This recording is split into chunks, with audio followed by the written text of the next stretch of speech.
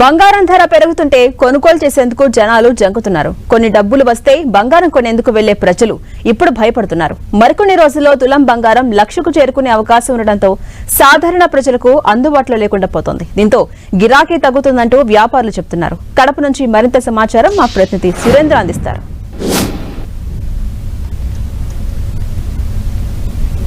వ్యాప్తంగా పసిడి పరుగులు పెడతా ఉంది. గత వారం వ్యవధిలోనే ఒక 2-3 రోజులు మినహా అన్ని రోజులు కూడా దాదాపు 900 నుంచి 1000 రూపాయల మీద పెరుగుతూనే వస్తూ ఉంది. ఈ రోజు రేపట్లో దాదాపు లక్షకు చేరే అవకాశాలు చాలా స్పష్టంగా కనిపిస్తూ ఉన్నాయి.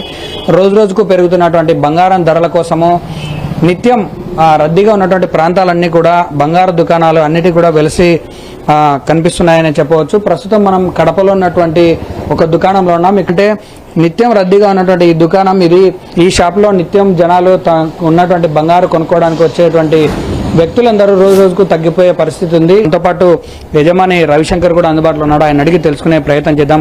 చెప్పండి సార్, అసలు దాదాపు ఒక వారం రోజుల వ్యవధిగా లక్షకు చేరుకుంటుందని చెప్పి చాలా వరకు ప్రచారం జరుగుతుంది.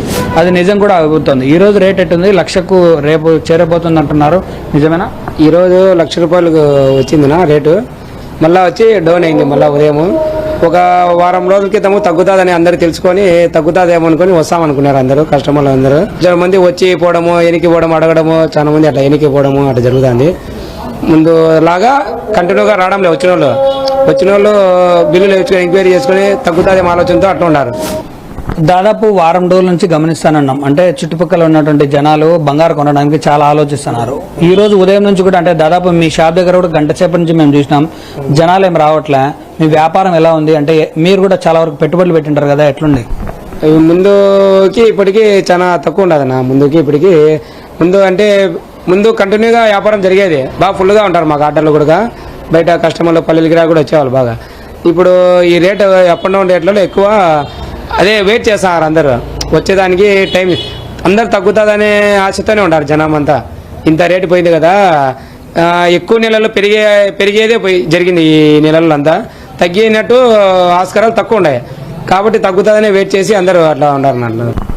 ఇది దేశీయ మార్కెట్లను అనుసరించుకొని పైనుంచి వచ్చేటువంటి ధరల ఆధారంగానే ఇక్కడ వ్యాపారం జరుగుతుంది. ఆ వ్యాపారంలో భాగంగా గత 2-3 రోజుల కిందట జరిగినటువంటి ధరల ప్రకారము కొంతమేర జనాలు కొనుక్కోవడానికి వచ్చినప్పటికీ బిల్లులు వేయించుకొని, కొటేషన్లు వేయించుకొని వెనుదిరుగుతున్నారే తప్ప బంగారం తీసుకోవడానికి ఇంట్రెస్ట్గా లేరు.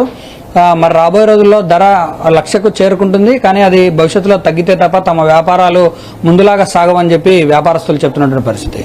వీడియో జర్నలిస్ట్ వేణుగోపాల్తో సురేంద్ర, 10 టీవీ, కడప.